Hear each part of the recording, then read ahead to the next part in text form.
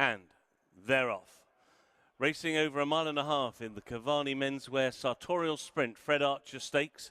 And this listed race sees Kemari and Outbox as the first two. And then racing in third is New London. In fourth, Phantom Flight, and Al Arsi is restrained at the back of the field by Jim Crowley as they now make the run to their one and only turn. It's Outbox, the 2021 winner, who has the lead in the hands of Holly Doyle. But very close up is Kemari, last year's runner-up, and James Doyle. There's only about a neck between these two.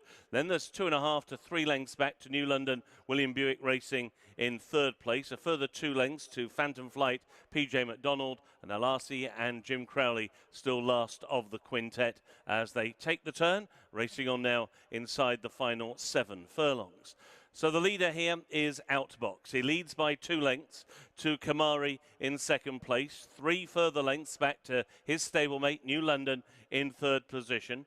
Then Phantom Flight, another couple of lengths back in fourth, and 1.5 lengths back to Al Arsi, who's unhurried, but at the moment unworried at the back of the field, spotting the leader around about 7 lengths. And that leader is Outbox as they race now through the halfway point of the Kemari Menswear Sartorial Sprint Fred Archer Stakes. So it is Outbox who leads the way to Kemari, who races in second place. The field come down the centre of the course. New London is in third, Phantom Flight is in fourth, and still absolutely no move from Jim Crowley on Al Arsi at the back of the field. They continue their journey, and the next marker post they go by will be the 4 furlong post with a half mile to go. And New London came off the bit.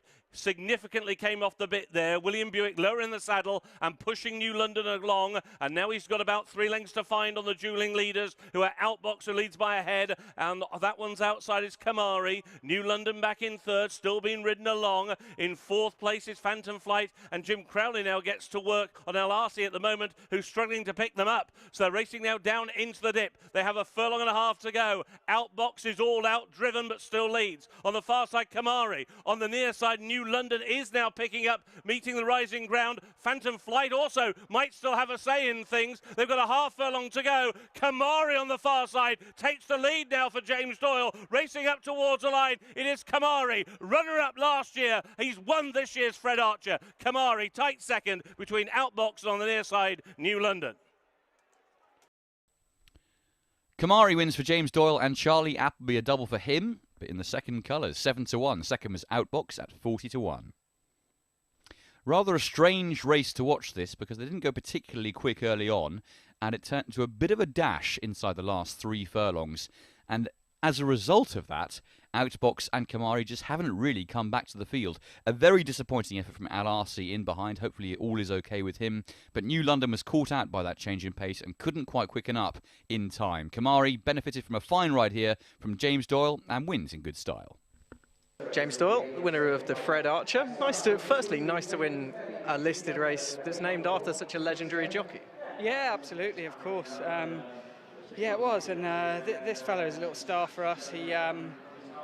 He's done a lot of the donkey work in this race before, so it was nice for him to have his day in the sun as well. And yeah, he's not a bad horse. You know, he leads all our good work, and you know, when he can pick up a paycheck like he did today, it's worth his weight in gold. Okay, for his season. Talk me through the run. Not easy. I was trying to dictate the pace from sitting second every time I went to Holly a bit, just to keep it nice and smooth. She'd then go on a few lengths, then I'd sit back, and then she'd come back to me, and it was a bit of cat and mouse, so I was just trying to tease her all the way to just go quick enough, just to help the other fella. But I'm sure the other fella will come on. Nice to see him back on the track, and he ran a nice race. But yeah, it was pretty smooth for me in the end, but like I say, it was a little frustrating. Your mount later, it's one of those situations where whichever one that you're going to be on paper, there doesn't look to be a bad mount to pick up. Which for the this in their filly's maiden. Yeah, of course. Yeah, they both worked together the other morning. I rode my filly, Will rode his, and you know, there wasn't much between them on kind of homework, but it wasn't strenuous work. Just let them breeze through for a couple of furlongs. So yeah, yet again, it's not easy for Will to choose the right one, but there's certainly not much between them on homework. So I guess he just stuck to the one he knew. Well done. Thank you. Thank you. Cheers.